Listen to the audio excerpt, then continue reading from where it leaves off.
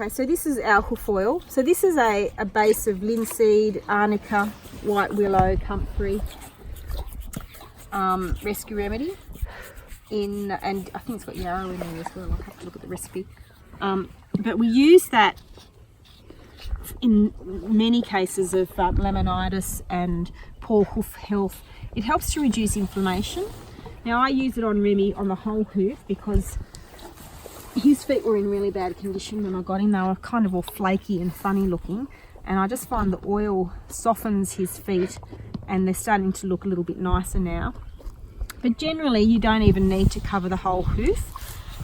You can just put it on the coronet band, particularly for laminitis. It's very good as an anti-inflammatory because of the white willow, arnica and comfrey in there.